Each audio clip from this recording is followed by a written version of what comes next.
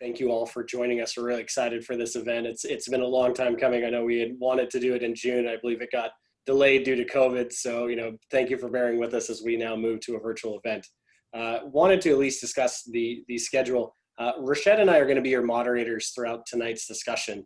And what we decided to focus on was two different groups of effort to really highlight Mason's endeavors and our history and what we plan to do within Arlington. And for that, I'm very pleased to be joined by Associate Provost Liza Wilson-Durant, who's going to be talking about the Arlington Initiative and the Arlington Expansion Project, as well as Dean Maury Piperl of the School of Business. They're going to give a picture of what Mason has been doing within the Arlington corridor and what our plans are and what it means to our community that we've been involved within that area of town and what it means for the university moving forward. And then we're going to move to a keynote process. We have three amazing speakers tonight. I'm going to let Dr. Maury Piperl introduce them in a minute. They're going to be discussing this idea of digital transformation and how it has been impacting firms' ability to both be competitive in their marketplace, but also enact social change that is so needed and desirable for the future of the planet. So with that, they're each going to have about 10 minutes to give a discussion, a talk on an element that is key to them personally and to their businesses.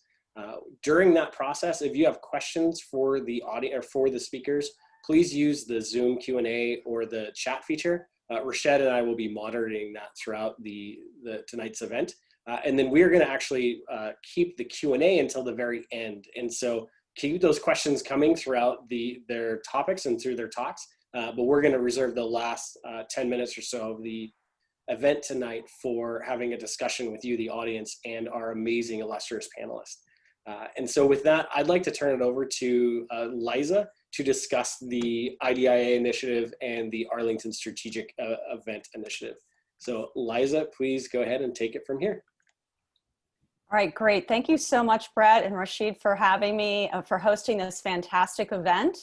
It has been a long time coming. Can you see my screen? Yes, we can. Okay, terrific. All right, so thanks again for giving me just a couple of minutes, because I know we want to get on with the formal program, just to share with you a few of the exciting things that have been happening in Arlington and that are happening in the future. And again, just want to thank you all for putting together a fabulous program today, which really celebrates digital innovation, its challenges and its successes and its promise for the future. So this slide just summarizes a few of the activities that are coming to the Arlington campus. Of course, Mason has been busy making plans to launch a new School of Computing in 2021, pending approval. What's most exciting about a School of Computing at Mason is that it's not just about computing in the traditional sense, such as machine learning, computer science, artificial intelligence, but it's about computing across all the disciplines at Mason.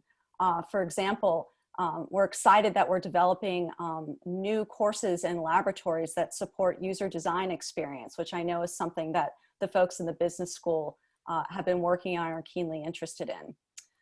To support the School of Computing and what we expect to be thousands of additional students, again, studying computing across all the disciplines at Mason, we're developing a new 500,000 square foot building on the Arlington campus.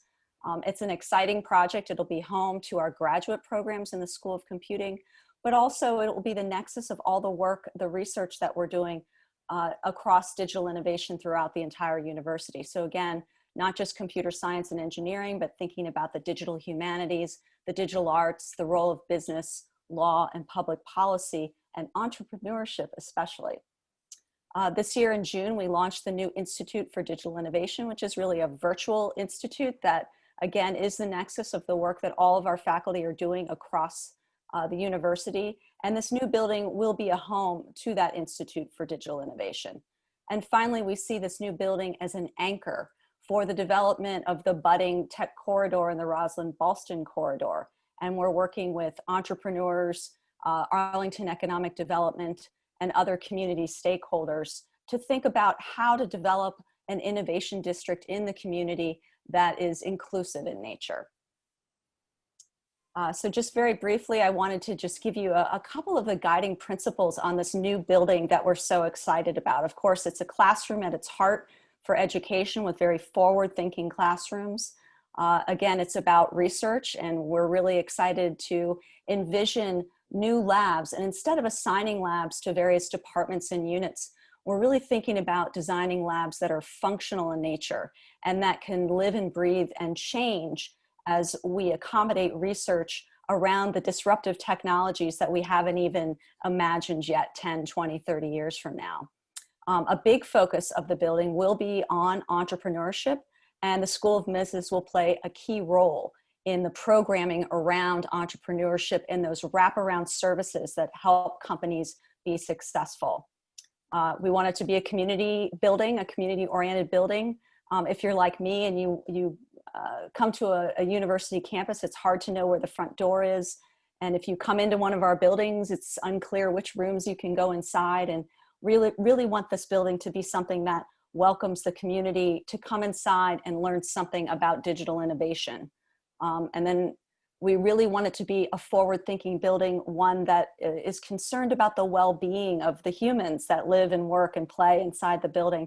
So we're looking very seriously about a building that would be net zero energy, net zero carbon, net zero water, thinking about sustainability and the value proposition of that. And again, our School of Business has a big role to play in that as we evaluate how to design a building and build a community that's stable and resilient and that has value that goes beyond measuring dollars. And then finally, as I mentioned, it will be the anchor for this larger innovation corridor that we're working on. Just to give you a couple of details, again, the building will be about 500,000 square feet, and we're doing this as a P3 partnership with a developer partner. So they would lease out about a third of the space to industry partners.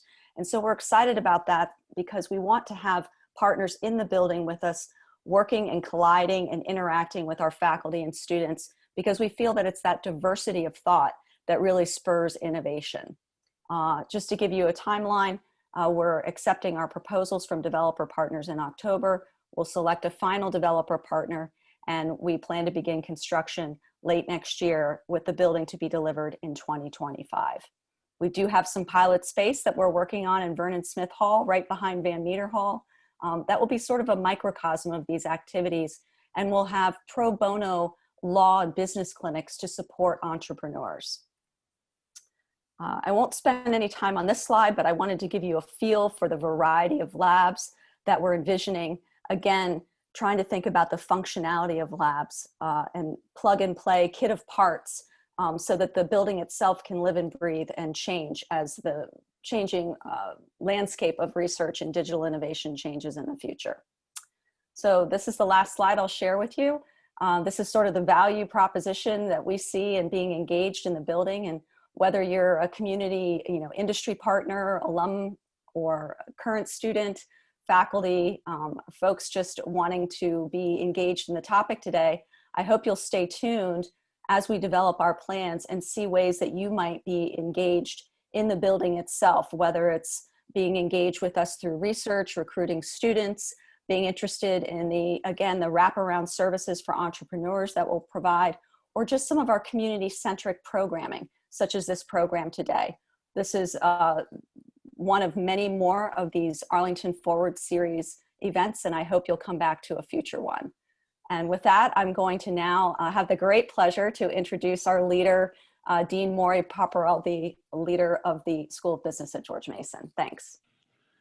Oh, thank you, Liza. When it comes to leadership, nobody beats your enthusiasm and your effectiveness. So I have to thank you so much for all that you've done to move this project forward. It's really one of the central pieces of Mason's strategy for the future, building, of course, on some of our core existing assets and our longstanding presence and programs. So I can speak to that from the School of Business point of view, which I'll do in a moment. But first, I just want to say thanks for connecting all of us across the various pieces of the university, which are coming together, I think, very naturally and effectively under your leadership and that of the rest of the team there, to create something that really is about solving the complex problems of the future and developing new ways of going to market, of providing value, and really of solving challenges, which we face plenty of. Let's be clear. From the school's point of view, we have been present at the Arlington campus, I believe, from the very beginning, but certainly since the current structures have been there. This is the place that, of course, is closest to, well, if I say Washington, you'll know what I mean. The need to remember, we are a Virginia institution by charter and by ownership and employment, but we are fundamentally deeply embedded in the greater Washington ecosystem, certainly a business ecosystem, a social ecosystem. I myself am a board member of the Greater Washington Board of Trade, and the comments are always about how do we link better? How do we provide opportunity across what was never, when I was growing up here, called the DMV, but now seems to bear that moniker.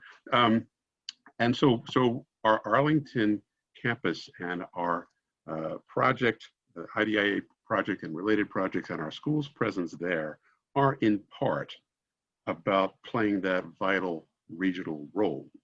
But of course, they're also about developing Mason's future along a couple of themes. So we in the school have three overarching cross-disciplinary initiatives for how we craft our future. One of them is digital transformation. Not just from a technical point of view, but from a work point of view. What does work look like? It's already changed a lot this year. It's changing more going forward. And that's part of what we intend to do on this campus, is work with our sister schools within the university, but also with the Innovation District, our students and other stakeholders from around the region to help not only teach about, but also drive that digital future of work. The piece is certainly about the innovation and entrepreneurship is our second theme. That already happens, but it happens more and more in clusters. And that's part of the strategy that Liza was talking about, and that other areas around the country and around the world have successfully done. These innovation districts.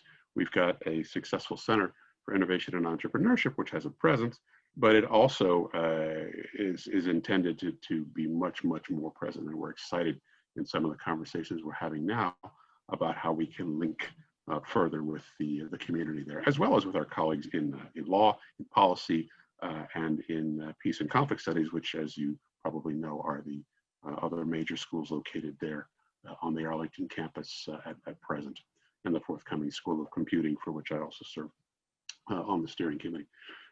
The third key initiative area for us is really the whole global future side. So the Business for a Better World Center, which Rashid represents here, is part and parcel of how we do that on the practice on the business side.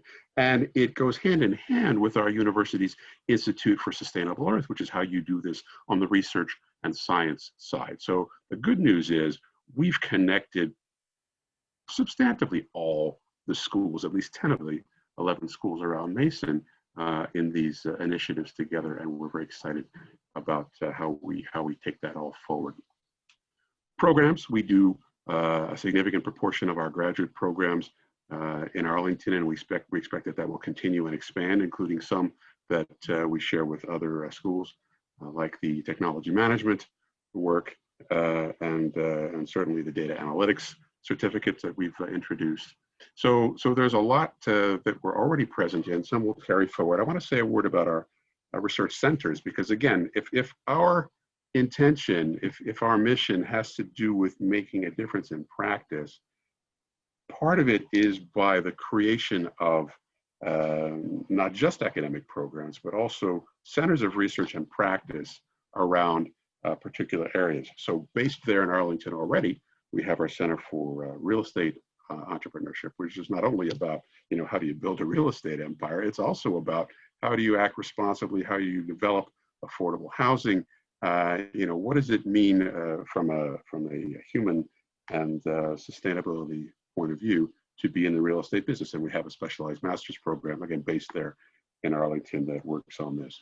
We've got the Center for Resilient and Sustainable Communities, which is a cross-disciplinary center of the university, talking about how do we build, well, exactly that, resilient and sustainable, not only infrastructure in a physical sense, but also in a social sense, communities around the country and around the world.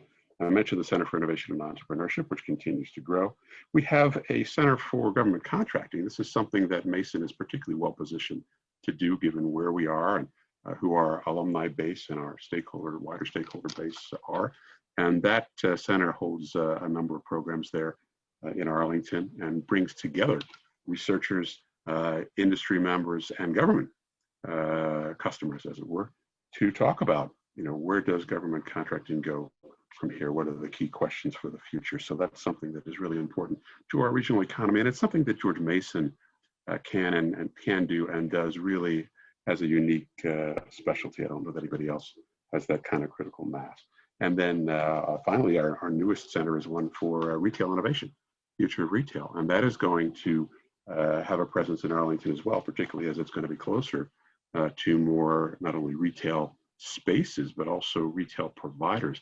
Part of the future of retail is not only about, well, what's bricks and mortar and what's online, but also how do you cross over? What are, that's a permeable boundary. How do you bridge it? What does it mean to be in that business, et cetera, et cetera? So these are just some of the things that we're involved in that we anticipate working on there in Arlington and at the intersection, geographically, conceptually, academically, research-wise, of these important themes for the future of the country and the world. Because fundamentally, we're committed to being a force of good in the world, producing learners or helping to enable learning among those who really are interested in value, longer-term value, stakeholder value, and not only shareholder value. So that's how we connect there. I should also mention our executive development efforts, which Brett spearheads. Part of what we think is important in higher education is to be looking after lifelong learning, because nobody comes out of school with a degree or even a second or a third degree knowing everything they're always going to need to know, ever going to need to know. So part of what we do is develop and deliver programs for companies, for industries, for government agencies, et cetera, that speak to the mid-career needs of their people and especially their leaders. And that work takes place by and large in and around Arlington, certainly much more than around Fairfax. So with that, I'm thrilled to be able to introduce our speakers for this evening. And they're a wonderful, not only a high profile set, but a really nicely complementary set of not only business leaders, but thought leaders. So let me start with Aziz Hassan. He is the CEO of Kickstarter, which is a company you no doubt have heard of and probably been on their pages and contributing, as I have. They're one of the largest crowdfunding platforms and focused really on creativity. They're committed to bringing creative projects to life, and they have raised more than $4.6 billion in pledges from over 17 million backers, funding just about 500,000 creative projects to date. So congratulations. They allow creators from anywhere to connect directly with their communities. They provide improved access to capital and to funding to people with ideas, which is a pretty fundamental thing when you think about it. And in 2015, they became a public benefit corporation, that is a for-profit company that prioritizes positive outcomes for society as much as for their shareholders. So we're particularly thrilled to have Aziz here, and he'll give a keynote in just a moment. I would also like to introduce Jeff Grass, who's chairman and CEO of Hungry Marketplace. They launched in 2017 right here in DC. They're the world's first online marketplace connecting top chefs and food delivery services with their local markets. They've expanded now to 7 markets in 2019, last year, launched 3 new business lines by the middle of this year. Hungry's committed to the 3 core principles, first of all, of environmental sustainability, secondly, of fighting hunger, and thirdly, of celebrating diversity and inclusion. And they recently raised $20 million in a Series B funding. So congratulations, Jeff, and thank you so much for being here. And our third speaker, Patty Finegra, CEO of La Cocina in Virginia, La Cocina VA, sorry. Their mission is to use the power of food to create social and economic change in low-income communities. Again, really core, fundamental stuff. The bilingual culinary training program that they run provides unemployed individuals from low-income groups with job training, culinary certifications, and job placement services within the food services community. That program serves immigrants, refugees, veterans, returning citizens, and victims of domestic violence and other traumas. And that's a lot of people. We're not talking about a smattering. We're talking about a lot of people. The food cooked in the training program is then donated daily to low-income families and individuals in the area through their food assistance program. So it's hard to think of a kind of a more core value to the local community than what Patty and her team are doing. So shall we then introduce Aziz, if you are ready, to give us your keynote. Again, as Brett said, about 10 minutes, and a pleasure. Again, thank you all for joining us this evening. All right, thank you, Maury, I appreciate that. And thank you, Brett and Rashid, for inviting me to join today. So talking about digital transformation leading to social change, it just made me sort of pull back and say, well, what ultimately leads to social change? And it's really the change in human behavior. And I see technology is not a silver bullet for these things, but it's an incredible amplifier and a really powerful force. And it's important because at the center of any great digital disruption or transformation that you see is actually a really simple human behavior that's tucked underneath there, and it's scaled and amplified by the technology. So you think, before taking pictures, right? We used to draw, we used to paint, that was part of how we would capture images. Well, when the camera came out as a piece of technology, you could scale that and get that to more people. Sharing your life through your pictures is something that we all do, right? It's a very core connection. Well, Instagram came around and that's how you share now what's going on in your life. And ride sharing, right, was something we would always do too. You'd bring a friend along with you, you'd share a ride, but it's just further enabled through technology, through companies like Lyft and Uber and others. So back in 2001, Perry Chen, co-founder of Kickstarter, was just living in New Orleans. He wanted to bring a pair of DJs down to play in a show in the 2002 Jazz Fest. So he found a venue, talked to management, but the show never happened. It was just too much money. But there was this thought that stuck in his mind. Why doesn't the potential audience get a say in what they want to see? So he thought, what if people could just go on a site, pledge to buy a ticket for a show, and if enough money was pledged, then they'd be charged and the show would happen. And if not, then it wouldn't. This is rooted in a really simple behavior. We want to support the people around us whose work we care about. This is patronage. It's existed for centuries. But in the modern day, it's really hard to ask for money. So imagine this, and some of you might have done this. You take your best friend out to lunch, and you're telling them this great idea that you have. And you're really pouring into the details, and you're really trying to get them to feel it. And then once you finish telling them about it, now you have to say, hey, can I have $10 to go pursue this idea? And it's just really hard to muster up the courage and try to do that for your business. But it's one thing to do it for a potentially lucrative business venture, right? You can tell them the return on investment that they're going to get. You can push it from that perspective. But imagine doing that for a children's book you want to write. Imagine asking that friend and telling about an album you want to produce, or a short film that you just came up with that you want to put into the world. It feels really undignified to ask for that. So Kickstarter became this new sort of fourth way of funding. You've got a creative project, you have a set of rewards, a time limit, and a funding goal. And you invite people in to support your project. This was crowdfunding. And we gave people technology that provided a simple set of tools, some really important creative constraints, and from this format, people just started to pour their ideas into the platform. But having this layer between the strength of their idea and the awkward ask for money was the digital transformation. It gave creators this opportunity to access capital, to find an audience that was actually built in, that genuinely cared about the thing that they were going to try to do, and it let them retain the independence of their creative idea. So often, when you have an idea and you want to pursue it, especially in the creative field, well, there's a bunch of people who have a lot of ideas about your idea, and they're going to tell you how you should change that idea in order to get the funds, in order to get the access to the audience. So here now is an opportunity for people to take their ideas and actually run with it. It's the difference between, let's say, the 10th sequel of a movie a movie franchise that you love, and an original that you just never knew was possible. But so you ask yourself then, how does a business become this force for good? And I think it's in the choices that you make and in what your core purpose is. So in our case, one of our core beliefs is that art and creative expression are essential to a healthy and vibrant society. If creative expression didn't exist, we live in a monotonous and boring world. Everything would look and feel the same, and we'd be part of this singular global monoculture. And we also believe that this creative work actually needs its own space to flourish. So early in the years of the company, the founders actually made a really important choice to focus strictly on creative projects.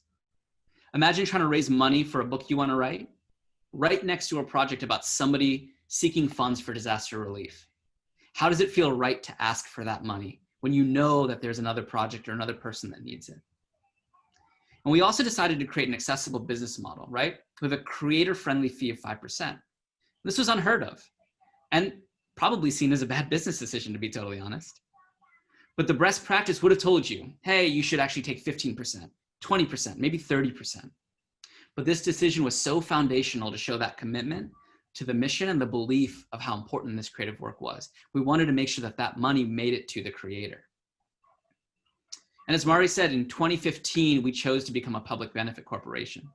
So what a public benefit corporation is, it gives you a legal construct in which you choose to put public benefit, public good out into the world. And you're legally bound to do this. It means that you're not only a for-profit company, but you actually have this positive good that you want to put in. And it's different than what a B Corp certification is. And I think it's important to touch on that, because B Corp certification, which is great, has a set of criteria about how you act as a business that you that you follow. But a public benefit corporation gives you the legal teeth, the obligation that your shareholders could sue you for not going after that public good. And it's not solely rooted in that for profit. So I don't want to underweight the importance of these decisions that the founders made, because there's an intentional sacrifice that goes with it. Every step of the way, every decision that they could have made to put more money in their own pockets or on the pockets of shareholders, time and time again, they said, we're going to chart a different course.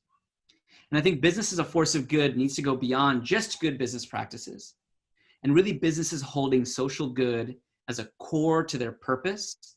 And that's what leads to the long-term social change that we want to see. But the truth is, the road for that is not easy at all. And all the business practices that we see around us actually condition us to want to make decisions that are going to maximize profit at all costs.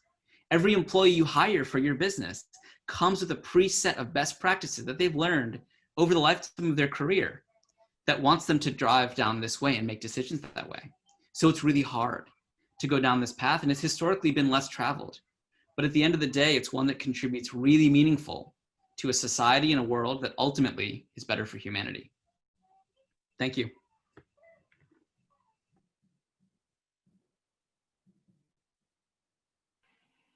Great stuff. Thank you so much. I'm going to turn it back over to Brett. Great. Thank you, Maury, and thank you, Rashed. Just want to echo that those comments and the access to capital, if you've been in venture markets before, is truly just unbelievable what Kickstarter has allowed so many to do in getting kind of money away from Silicon Valley and other areas that has kind of one core model. It is truly incredible what they have been able to do. And with that, I would like to get this as an opportunity to transition to my co-moderator, Rashed, to give us an overview on the Business for a Better World Center, and then we're going to transition to Jeff. So Rashed, please go ahead and take it away and provide a little bit of background on the aims and goals of the center.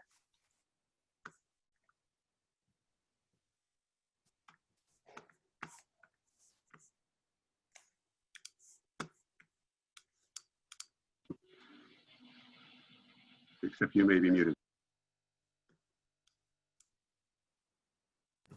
I'm sorry. So let me talk for the next few minutes about the Business for a Better World Center. Quite frankly, a better world is everyone's business. That's really our motto. And let me kind of think through some of the vision and the mission and some of the exciting things we're working on. as we speak. Our vision is very simple. We want business to be a force for good in the world, leading to changes to address some of the very challenging and sticky problems that we all face. And I think the exceptional panel leaders we have today are in a way addressing those issues in each and every day in their own life and in their own work environment. We have got a couple of missions. Being an academic institution, obviously, education is key. We want to educate next generation of leaders to find ways to challenge and address the world's problem. We want to generate knowledge in terms of thought leadership, in terms of research, to basically transform business from as usual to something more fundamental, more conducive to the world.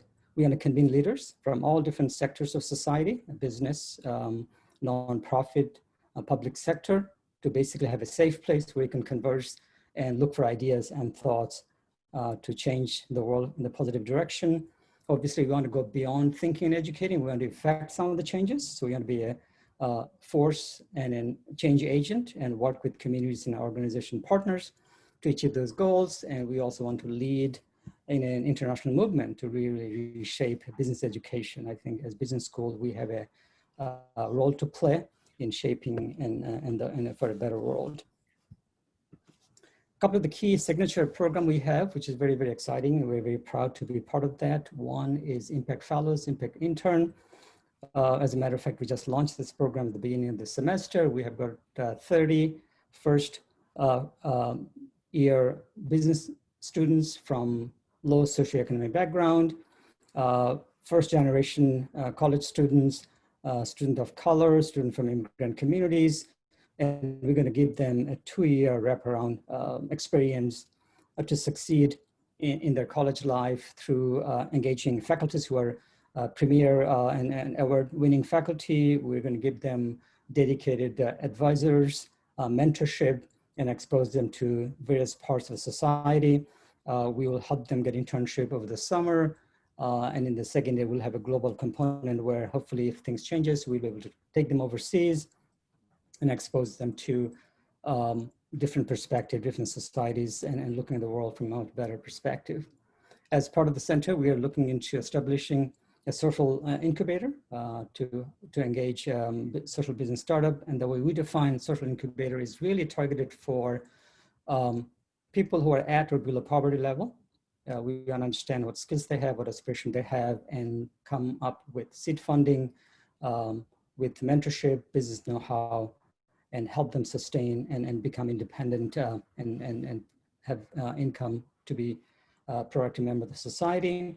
We are looking into a stakeholder roundtable, hopefully starting from spring semester, pretty much on a monthly basis, engage business leaders, public officials, and foundation executive to really think about some of the key issues you're facing in the world and what kind of solutions might be that we could talk about on a roundtable, also in front of the community and the business world. And then the last but not the least, we are actually looking into how to really define the values that all the stakeholders in the business creates beyond the shareholders, the customer, the employees, the larger supply chain and the community, the society, and the planet itself, and how to bring equity around the stakeholders. And so we're developing a course that we're going to be presenting as part of our core curriculum, eventually perhaps even develop a concentration in this area, because we need to really think about how to bring equity in the stakeholders as we look at business to be a positive force in the world. So we're very, very excited and would like to all of you to participate and engage, and certainly would welcome you to write to us, let us know how you can involve. Here's some information about the contact and the website, and we're really looking forward to engaging with all of you, and certainly with the panel members to help us think through and guide us in this endeavor. So thank you, Brett.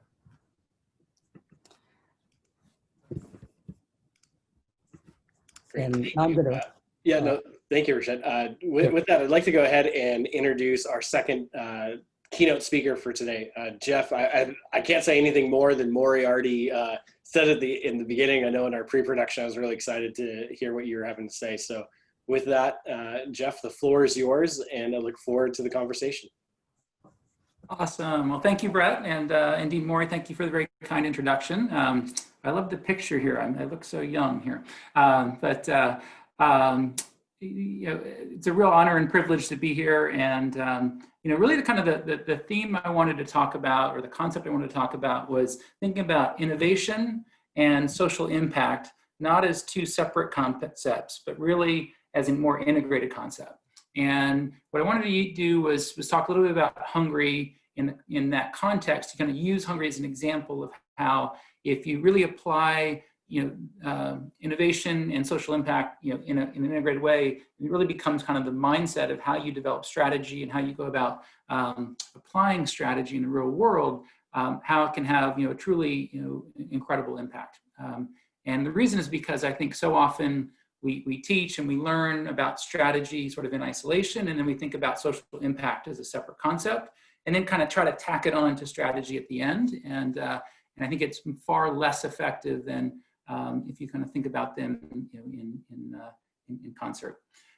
So for those of you who don't know, Hungary was really designed as kind of the first ever platform to connect companies with top local chefs to provide both business and event catering. Our core purpose is really to improve the lives of the chefs who are our partners on the platform, the clients that we serve, and of the communities where we operate, plus, you know, those members of our team. And it's really kind of through that mindset that Hungary was formed. It was really about creating this platform of chef entrepreneurship. It was sort of uniquely designed to solve key pain points for our clients in the market, while at the same time, you know, really helping contribute to the communities where we operate. For every 2 meals we'd sell through the platform, we'd provide a meal to help fight hunger, and we'd provide over 500,000 meals to those that are hunger at risk in the communities where we operate pre-COVID. We also have, as Dean Maury mentioned, a strong commitment to environmental sustainability, and so utilize materials in our caterings that are either recyclable or fully compostable and biodegradable. And we've really tried to kind of from the very beginning build that into, you know, how we think about the world, and wanting to, you know, ultimately leave this world, you know, a better place than we found it. You know, it's been an interesting time as a catering platform, especially one focused on office and event catering. Since COVID arrived, our market is down 95%, and our core business is reflective of the market. So it's been a really interesting time, and rather than sort of fire and furlough as most in our industry did, we decided to try to innovate our way through it and really try to sort of apply this mindset at the same time. And so I wanted to just give you a series of examples that hopefully makes this thought come to life, and hopefully helps make it stick for most of the folks here listening. But you know, when COVID first hit, obviously lots of news reports of how crushed a lot of the hospitals were, especially we operate in New York and other cities where COVID hit quite hard.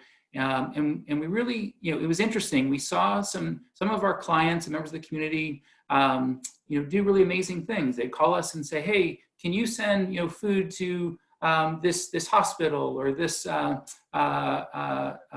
know, these first responders?" And you know, because I want to help out in different ways. And it gave us the idea of you know, how do we help? We can essentially help provide meals to our frontline heroes, while at the same time, our chefs are getting crushed, you know, their businesses are down. You know, this can help support our chefs and help support our delivery team, of which we had, you know, 200 chefs, you know, on our platform, and 200-300 delivery team members as well. So we partnered quickly with a nonprofit who worked with us to enable people to make tax-deductible donations so their dollars could go farther. It loosened the purse strings, you know, quite a bit for most people. And we were able to raise enough money to be able to provide over 10,000 free meals to doctors, nurses, first responders, and their families in the different cities and markets where we operate, lots of hospitals and places like that. And so it's really kind of cool to see us have a real positive impact while keeping our chefs going, you know, keeping our team going, and really giving kind of everybody sort of a positive purpose to continue to sort of work towards. We then, you know, looked at there are lots of people who are quickly becoming food at risk because they no longer have access to some of the food programs that they had before. For example, seniors, and we were able to quickly realize that a lot of the delivery and logistics capabilities that we built over over the life of the company for catering could be greatly utilized for delivering meals to homes. And so since COVID hit, we've now delivered over 5 million meals to typically low-income seniors, students and their families in New York and San Jose and Austin and Houston and Washington, D.C., kind of cities all across the country. And so it's been, really interesting to say, okay, there's a big need out there. How can we apply ourselves in a way that really kind of works for everybody involved? We also, saw that lots of our clients, everybody's kind of gone work from home, and it works for some people. Some people, are really struggling with it, and there's a real mental health toll that COVID is taking on, lots of Americans. And we said, okay, we have that. Our clients have this problem, and we have all these amazing chefs that are so cool and so much fun, and they're stuck at home, and frankly, there's a mental health toll on them too. How do we put them together? And so we created this offering that we call virtual chef experiences, where it's not just an online cooking show, but we mail every participant a special kit that has all this cool stuff and the ingredients you need, makes it super interactive, really fun, and allows companies to provide their teams, their clients, this very engaging, experiential, fun, experience with great local chefs that honestly everybody loves. It's great for the chefs. It's great for teams. The last thing that we've done since COVID arrived, we've been innovating a lot. When your sales are down that much, you're highly motivated. And we ended up, again, trying to find, how do we keep our chefs, business flowing to our chefs and keep the business running. So the idea was, if office workers aren't going to the office, let's go where they are. And so we've launched pop-up restaurants in the foyers and rooftops of large condo buildings and apartment complexes. So bringing local chef-made food to them, helping sell it more on a direct-to-consumer basis. And so helping solve a need in the market the community has around making sure everybody has access to high-quality food at an affordable price, but also kind of keeping our chefs going. So I share that as, it's really, when you see sort of needs, especially needs that the community needs, or different constituents that you care deeply about, like our chefs and our clients and our communities, and you think about strategy and innovation, plus how do we have a positive impact at the same time, sometimes, really cool things can come from it. And it's been amazing. We've actually posted our highest sales month ever, and turned profitable in July. So it's been a dramatic turnaround. So it's not just, doing good for the sake of doing good, but again, there's a strategy or innovation overlay that, how do you kind of find the balance that also makes it, a good business opportunity. And I think that's also very important too, because it needs to be self-sustaining. It needs to be long-term and durable. And so if it's not something that has reasonable economics attached to it, then it's not gonna live on. And so that's where I think you can be a for-profit company, and it's okay to make profits because it can make it much more self-sustaining. But you have to be able to do it in a way that really thinks about all of your stakeholders and ideally really aligns with what's most important to you as a company. And so again, just would encourage everybody, as you think about innovation, think about innovation plus social impact, and how do you think of those as more integrated in terms and really kind of a mindset rather than separate steps of a process.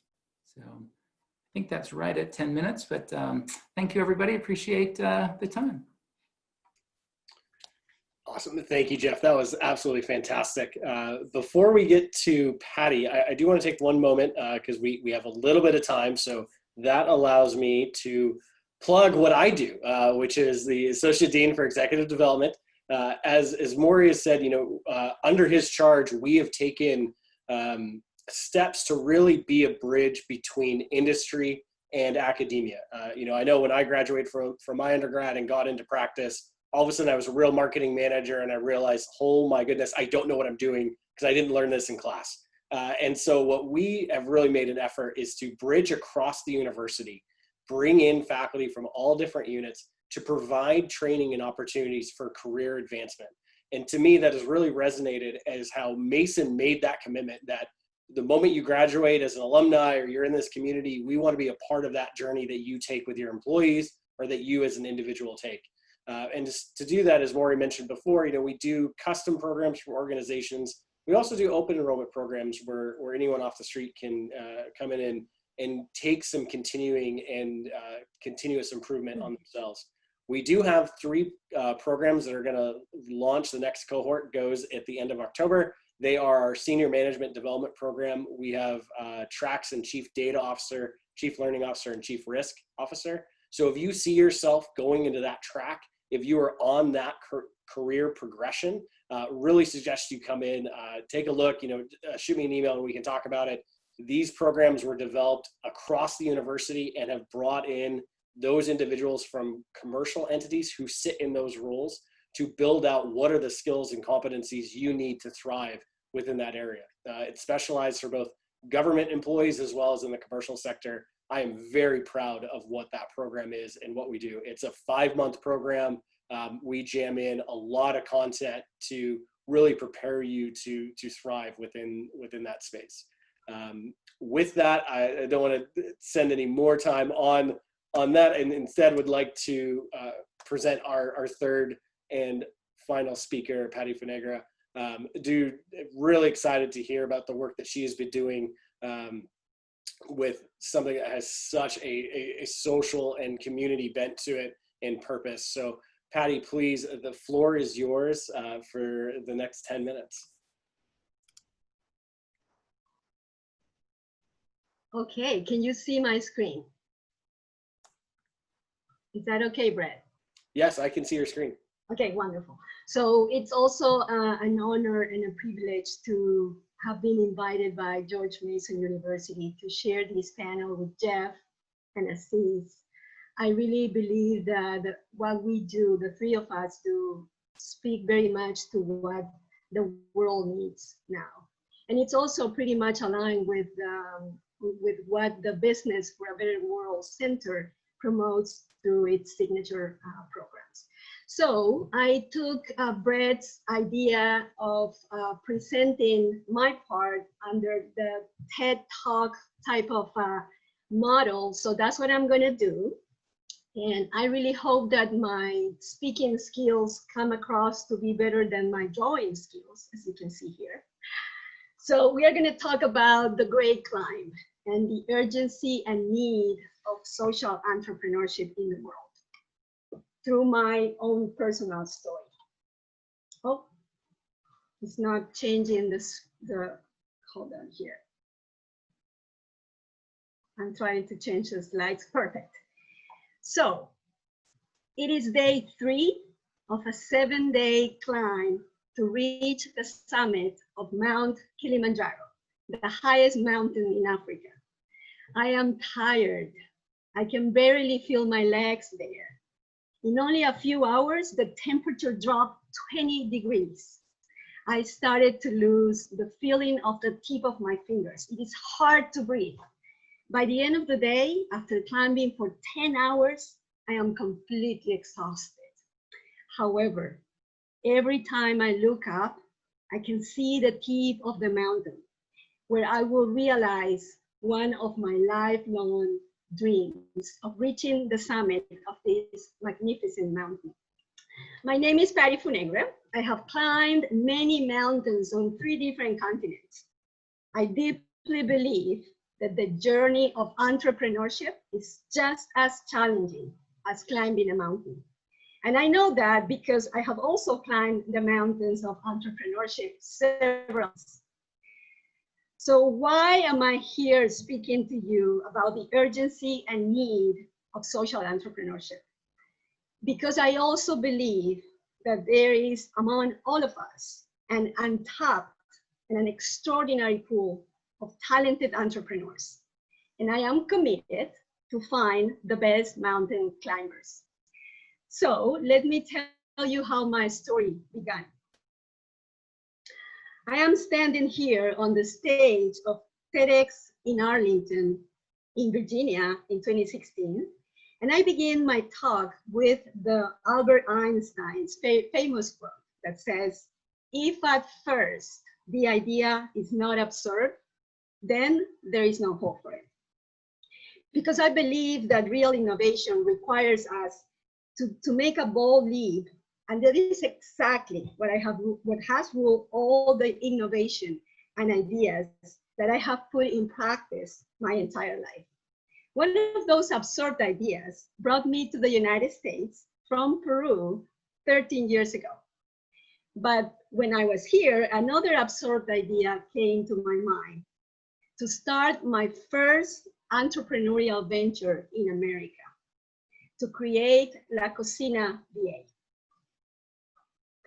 La Cocina VA is a social enterprise that I founded in 2013 to be the bridge for Latinos that live in the United States to access resources and education, to obtain jobs, and to start businesses, becoming part of the social entrepreneurship fabric that empowers others to create prosperity and wealth in the world.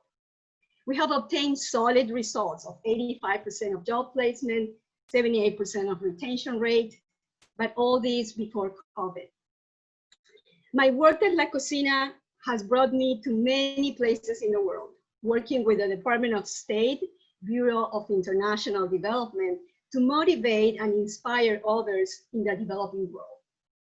And I believe that many people, just like me, believe that they are crazy enough to think that they can change the world.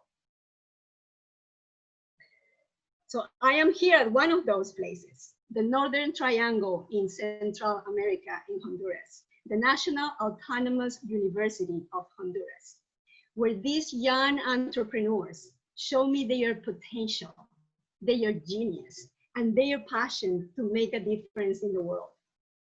I have seen firsthand the high quality of entrepreneurial talent that exists in the world, places that are not in the entrepreneurship statistics. Why is that? Well, because the world is not looking, but I did. The world doesn't know who they are, doesn't know of their potential, doesn't know of their real challenges. But more importantly, the world doesn't know the solutions and innovations that they are creating to solve those challenges. When studying social entrepreneurs, we realize that no matter where in the world, they face very similar challenges. In fact, in 2015, the Failure Institute did a study with around 150 Mexican social entrepreneurs to better understand why 75% of global businesses in average close within 2 years. The objective of that study was to identify the causes of failure. And what they found was that the main obstacles social entrepreneurs face are related to what I call the 3 M's. The first M, mapping, the lack of guidelines and a map to navigate the issues to start a business. Lacking technical assistance, knowledge, and know-how to start a business. In summary, lack of preparation and fear to fail. The second M, money, one of the main causes of failure. The lack of access to funds to support these entrepreneurs' ideas, not having access to the right networks and to be exposed to investors that could be a good fit for their projects. And finally, mindset, the lack of recognition of their own potential, believing in yourself, in your idea, in your mission in life, and in your capacity to change the world. But all this happened before COVID.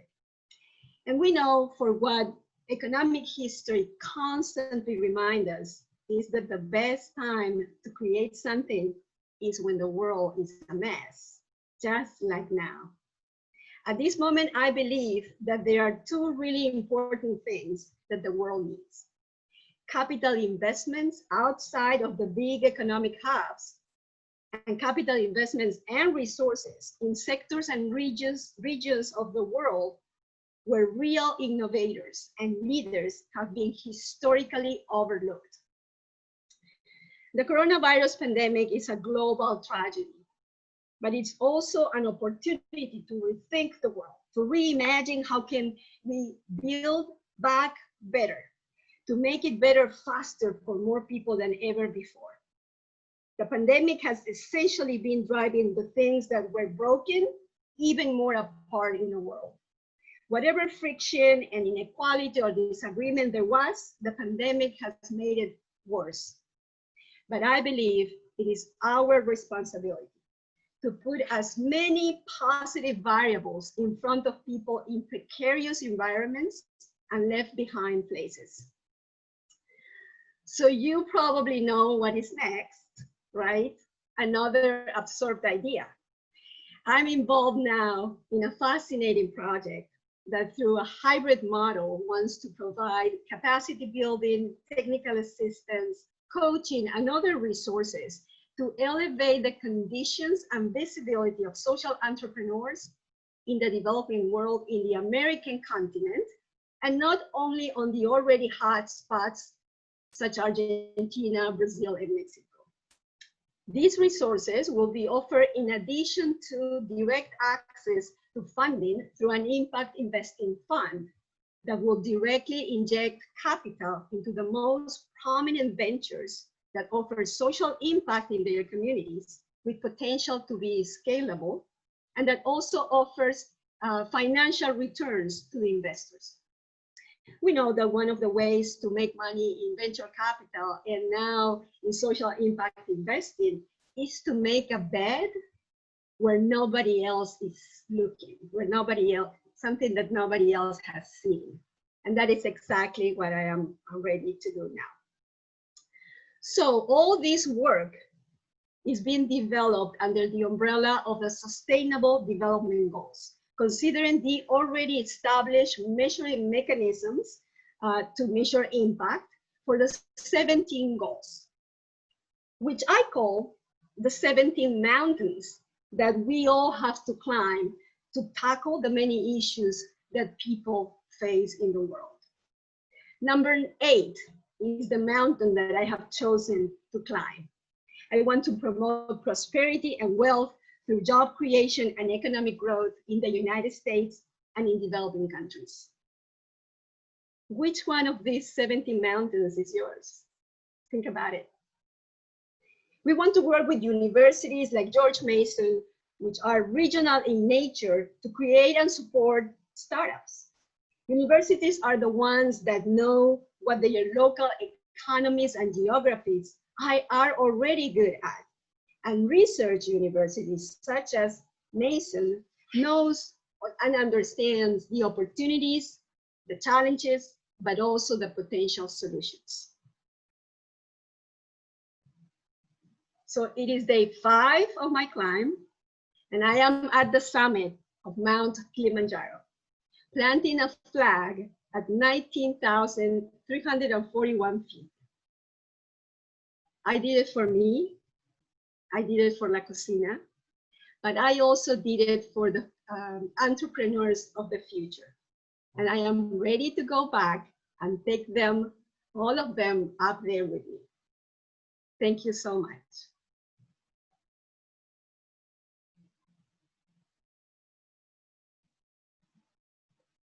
How do I stop this? Thank you, Patty. Really enjoyed your conversation, and thank you, Aziz and Jeff, for insightful comments. And we're really humbled by your presence and the insight that you bring to this session. I guess we're basically opened up for Q&A. I believe we're going to be receiving some chat comments. And Brad, if you could maybe help us with that. I'm going to start maybe with one questions for everyone, and then we'll dive into some of the questions that might be coming in. I guess, all of you have touched on, some of the best practices, talked about different business model. I'm sure each and every one of you in your day-to-day work, and as you think about how you go about running your company and thinking about what impacts it makes, if you could maybe just share, given the current environment, the social construct and the way the business world operates, more driven by profit maximization and shareholders' return, how do you sort of, in a way, continue to stay focused on the mission that you have, despite some of the challenges or the norm that exists in the society. So maybe we can start with Aziz and kind of follow up with the rest of the panel members. Yeah, sure. It's hard. It's really tough. But I'll give you an example. I think what's great is that everybody who's at Kickstarter just has kind of come with this mindset and ethos, and so much of just having the core of your purpose be something that you put out into the world, and that attracting people helps a lot, because then you're starting with some common ground and some like-minded thinking. I'll give like a really tactical example. So I'm a designer, and so that was kind of what my trade has been. And so when I work with the designers at Kickstarter, you know, there's one person who a couple of years ago was just working on like kind of basic, you know, like email optimization type of thing. How do we help a project, so a creator who sends an update about their project, what do we do with that email? How do we create the value that we want? And this person said to me, they're like, oh, well, we just got to get them to click on the link and get back to the site. Now, conventional business tells you, you want to drive that click back to site because there's an impression, there's an ad, there's revenue, right? And so I just asked her, I said, well, why do you want to do that? I was like, where do you think we're delivering the value? And she goes, well, we're delivering the value in the email. I said, okay, now that you have that person's attention, where do you want to drive that? How would you create more value? And so it's so silly, but it's something that I think has just become such an easy answer for us, right? These things were like, oh, you just do this. Obviously, you just do this. And to just present it back with the question, where do you think the most value gets created? And to step back and let the team think about it from that perspective, to me has offered a lot more ideas and thinking, stuff that I wouldn't think of. But to just frame the question in such a way that it forces them out of what is a natural habit to just rethink a problem that they might solve. That's one of the most critical ways I've seen the team evolve their thinking and start to go into this place where they leave some of that convention behind and they start to chart their own path for what they think is the most value. And that to me is just like, that's every day. There's probably hundreds and hundreds of these little micro decisions that the team is making, and helping them frame it from this perspective means that the overall kind of tide inside the company starts to shift more and more towards a space where everybody's thinking from that perspective. Jeff or Patty? Jeff, you want to go ahead? Sure, happy to. So I'll come at it maybe from more of a top-down kind of perspective. I think historically, you've had companies who are organized around the for-profit motive. It's about rewarding shareholders, and so that has led to bad decisions around the environment and other things where they're not, unless regulation is sort of holding them in check or penalizing them for externalities they're creating, it's not really sort of feeling very aligned. I feel, and maybe this is the optimistic entrepreneur in me, but I think we have achieved a tipping point and are quickly achieving a tipping point where the market is starting to reward companies that are aligning themselves with good behavior and penalizing those that exhibit bad behavior.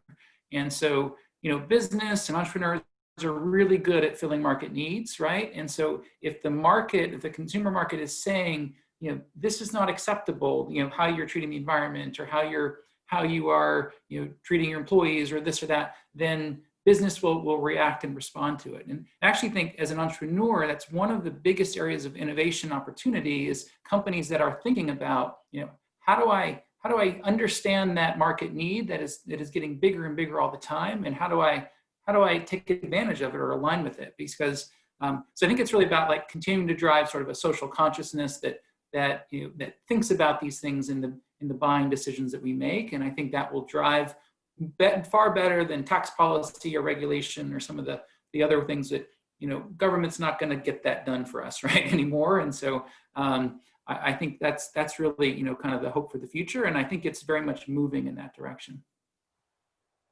Patty, you want to?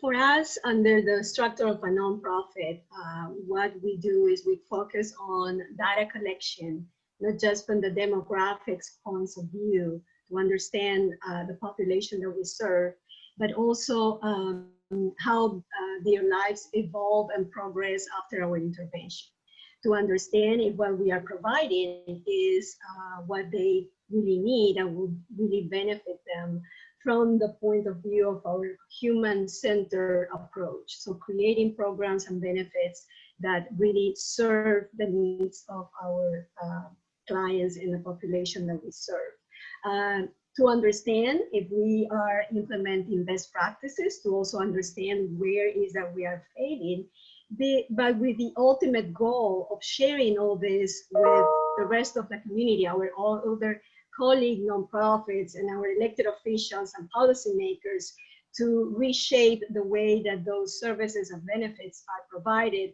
So at the end of the day, the ultimate beneficiary receives the services and can really move forward, move up the ladder and improve their lives.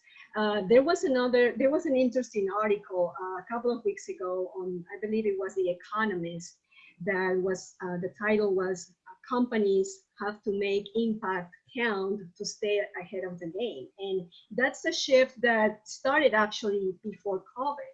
But the International Bureau of the World Economic Forum during 2020 announced that all companies will need to report impact performance, like alongside their financial returns, within the next few years. So there is all this shift on how corporations are delivering their services and considering sustainability and impact along the financial returns that they project.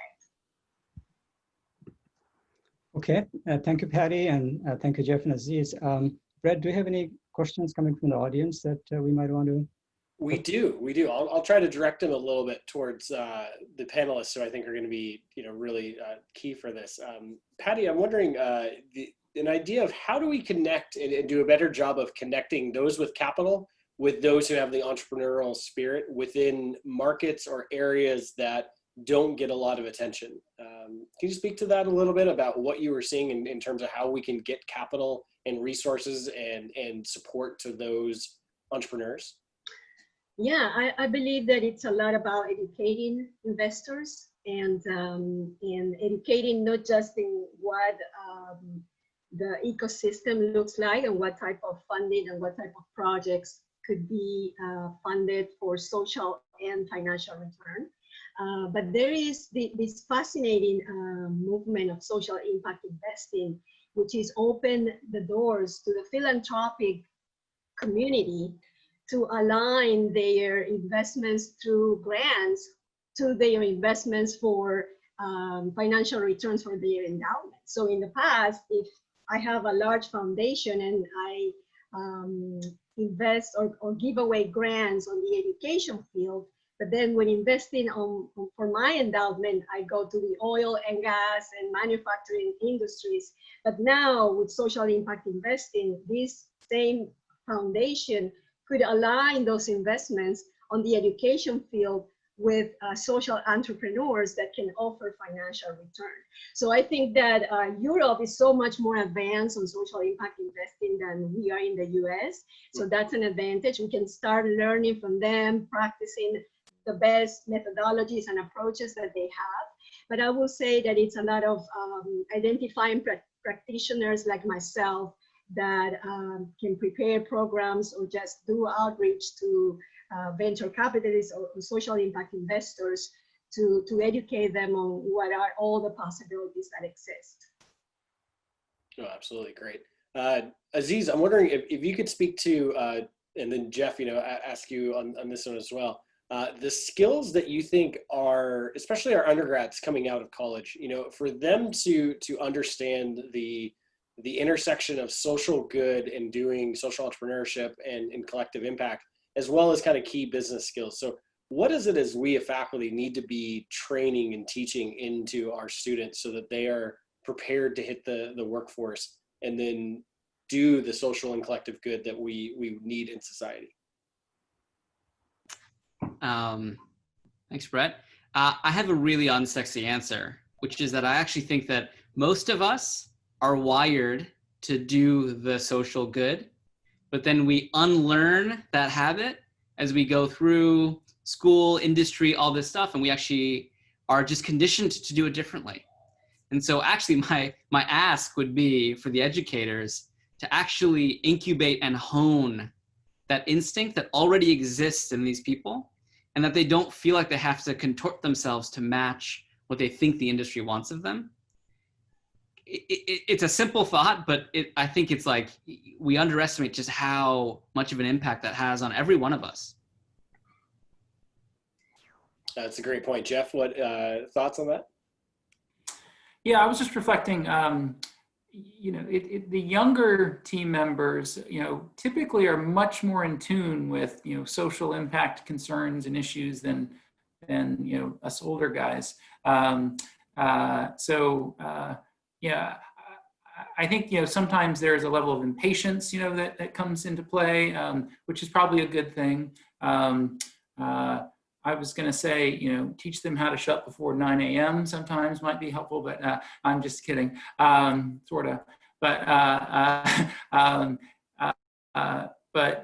think it's really about, you know, I think to Aziz's point, there's a lot of sort of innate energy around that and natural desire, I think, that the younger generation has. So it's really about, like, also helping, you know, enlighten them on, like, how do you take action around that and have, and really, you know, have a positive impact. So you translate that desire and energy into impact. And, you know, obviously that can take many forms, but helping them, you know, take initiative and be a leader and go out and do things that will make an impact rather than just talk about it. So those would be some of the areas that I think there's, you know, and people who are naturally entrepreneurial, I think will naturally go there. Thanks, Aziz. Patty, I don't want to deprive you of the opportunity to give us your thoughts on this one as well before we move to the next question. Brett, I would like to add something to what Jeff just shared. I will suggest to educators to invite these students to immerse themselves in the real issues, to either volunteer or travel to the places. We have seen so many case studies with mostly American young entrepreneurs with full passion go to Africa and then suddenly come back and put together a project to create a school or to create certain benefits or programs for residents there without understanding the culture, the limitations, the idiosyncrasies that those communities live, completely different than our reality in the United States. So immersing themselves in the issues that they care about, that they want to fix, to understand what those potential solutions could be. Maybe at the end of the day, they decide that that's not good for them, but I think that the exposure, the direct exposure, could serve them to develop those leadership skills too. No, that's a great point. Get them. I think Mason students, particular of the individuals I've been around across the country, given our students have more life experiences. It's kind of the best way to put it.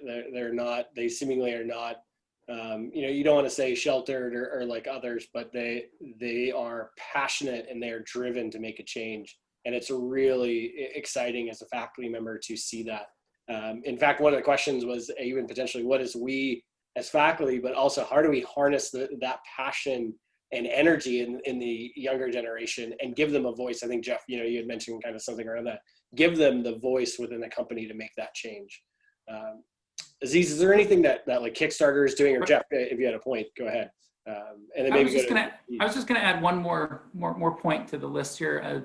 That it probably may be good for all Americans, but, you know, if educators can just help teach everybody how to listen without bias, listen, you know, without judgment, and be able to have, you know, thoughtful disagreements, you know, in old-fashioned civil discourse. I think that's quickly being lost here in our country, and it's such an important skill as an entrepreneur. Like, you know, how do you truly listen to your customer to kind of understand what their needs are, not just what they're saying, but like look past what they're saying to like what is really their needs. And so I think sometimes we're so, you know, driven by electronics and ADD that, you know, we aren't really, you know, slowing down enough to truly listen. And I think we'd all be better off for that, but I think it'll also help our younger generation be more effective, regardless of what their core beliefs are. So no, thank you for letting me share that. I know we're 15 minutes past the hour, or past the 7:30 mark, and I do want to thank you all as the panelists. I think if you all are able, I will then go to the lightning round and just kind of go one at a time for each of you for questions, and less panel format, but more targeted. Aziz, there's a question there. I'm wondering if you could talk about it. Do you see an ideal size for an organization to focus on being public good focused, recognizing that there could be some trade-offs between organizational lethargy and inertia as it gets bigger, and bureaucracy versus agility when you're younger? Do you see a size being a key determinant factor of when you should be socially focused? I'm not sure, and I would say that like it really, I feel like it depends on like what the business is, you know, what the staff looks like. For me with Kickstarter, you know, I've been at Kickstarter for probably about 2.5 years now, and about 1.5 years in the CEO seat. And so for us, this size, you know, somewhere between, let's say like 80 to like 120 has more or less been a sweet spot for the company. But I know that the early momentum right around 50 was really strong. I just think that there's something to the early days that carries the momentum. And then once the company matures, you're trying to find the steady state. And so right now, as we're thinking about it, there's steady state for us has to deal with how do you hold and establish the existing platform that we have, and then create space to innovate around that. And so the size really is kind of dependent on like the maturity of the company, the, you know, kind of the service that you're providing, and then how much you really want to pour into the innovation. So I have found it personally right around that. I think like 100 to 150, it has been a sweet spot for me in every job that I've had, where the kind of like how much output you can have to how much you pull back in at around the, let's say 8 to 10 year mark for the company has been really, really strong. And I've seen a lot of energy around that. No, great point, great point. Patty, I was wondering if you could speak to this question from Jody. And Jody, I'm going to try to read it verbatim, since hopefully she can speak to this. What should business assistance providers offer in the way of business advising to support and encourage social entrepreneurs? Business assistance providers? I'm wondering if this is a federal, and Jody, if you're still online, if you could maybe chime into the chat. I see this as almost the idea of like a federal support system or local federal, as I read it, was the idea of assistance programs from some sort of a government entity. And the advice to the social entrepreneurs.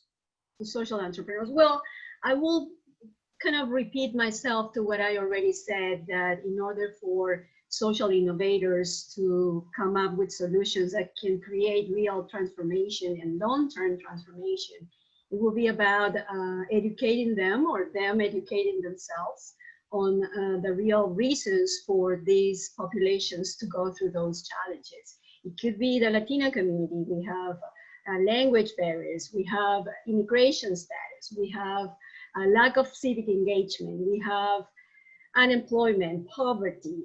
So understanding what are those barriers and challenges, and on one side and on the other side, coming up with solutions that are oriented to meet those human real needs. I could talk more about this. I would like to have a little more clarity on the question, but if Jody can give us more details, I will be happy to add something else. Yeah, I'll circle back if we get anything. Rashad, I don't know if you had some. I was going to chime in, because then I did quite a bit of work for Health and Human Services prior to coming to the university. And, you know, in one branch of Health and Human Services, dedicate $40 billion, basically helping people, families who need help. But, you know, that money is just basically given out every year. I have been talking with some of the program managers saying, can you maybe pull out 10% of that and use it in a productive way, so that perhaps those families that are getting those monies could use that as a capital to build something, the skills they have, the aspiration they have. That mindset or the model just doesn't exist. And I think the federal government could, in a way, think about, is there a better way to use some of their funding that goes out as through a grant rather than income generation kind of capability? Okay. So yes, I have a little more clarity now.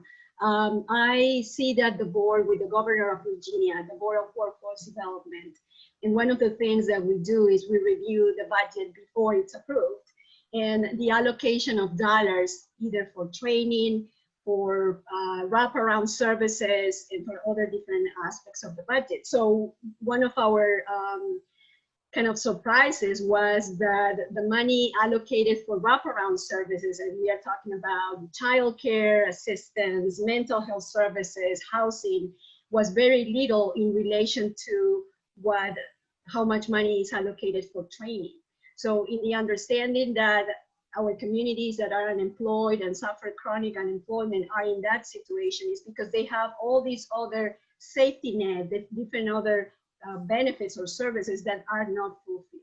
So advising the governor on just ways to reallocate those dollars in a way that we provide more wraparound services. So we elevate the condition of that individual so they are ready, covering all their basic needs, ready to come and receive training, ready to go and find a job and leave their kids under in a childcare provider or something. The other aspect is data collection and how much those grants hold the training providers or vendors accountable in terms of results.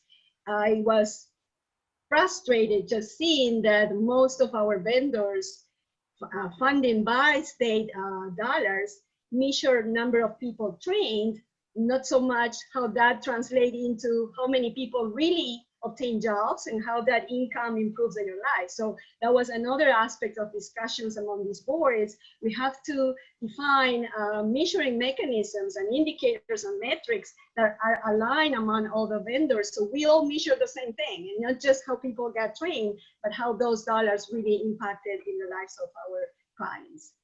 So I hope that that adds more to Jody's question. No, absolutely, Patty. And she wrote back, and it is on that kind of federal assistance, state assistance. You know, the State Department does some great stuff through even local community or local NGOs around DC, Millennium Challenge Corporation and others that specifically focus on social entrepreneurship in emerging economies. So I've been involved with some of their programming in sub-Saharan Africa. So the U.S. is really, they've put substantial dollars to try to do this. But I think, Patty, to your point, like, how do you get it from, we're really good at teaching entrepreneurship, but not actually seeing the end results being the creation of something, a new company, new value, new equity, which actually dovetails into the next question for Jeff on, there's a comment in the Q&A about if we look at this movement on consumers valuing companies who are doing social good, how do we as key business stakeholders, as academia, keep that momentum going and ensure that it's not just a fad, that it's right now in this movement that consumers actually can care about it, but that it continues moving forward, that it becomes a core principle. So to kind of summarize, how do we keep it momentum and make it long lasting and not a fad, that shared value, social conscious, collective impact is what drives results versus just profit? I guess interesting question. My initial reaction is that I think, for at least the bigger types of issues, environment, social justice kinds of thing, I don't see those being fads that are going to go away anytime soon, right? Like, I don't think that, suddenly if they do go away, it's because things got fixed, right? And then we're sort of shifting to the next one. But I think that the core premise of the question of, how do we lock in some of these positive changes is a good one. That may be where, the consumer sort of will driving it, I think, is going to be the primary driver. I do think there's government policy that can play a role. I think there's other mechanisms, obviously, that can be brought to bear, which also is a function of public will too, right? Who you vote into office and how you value certain things. So, but I think it always comes back to sort of, what the will of the people are. And so the more we can be sort of fact-driven and foster an environment of transparency that allows people to understand, issues and even though we may disagree on conclusions of how to resolve, things from the facts, I think, fact-based and transparency is probably, a recipe for success down the road. Excellent. That is it for our questions so far, or not so far. I think we can go ahead and call it here for the evening. Rashad, any kind of final points or concluding comments from you before we end up? Thank our panelists so much for giving us an hour and a half of your time. I know it's end of the day, and you've got many other things to do. So I really want to thank you for being here, and also to the audience to chiming in and listening in. And also I want to kind of plug in for the Business for the Better World. We're going to be starting a stakeholder roundtable, hopefully in the spring, where we'll bring in industry leaders, business, public officials, foundation executive to really come and have some intense conversation around some of the tough issues that we just touched on, and also engage the university community and larger community to be involved in those productive discussions. So I really want to thank you for that, and thank you for your time. And I think, we really are grateful. Liza, would you like the last word? This was a fabulous event. Thank you to the School of Business for bringing us all together. I learned so much. I can't wait to go back and share it with our entrepreneur stakeholders in Arlington. Thanks. So with that, we will officially end. Thank you all again. We look forward to connecting with everyone. Thank you to the speakers. So everyone have a good night, stay safe, and enjoy the upcoming festivities of whatever the fall brings to us. Thank you. Thank you. Thank you all. Thank you all. Bye.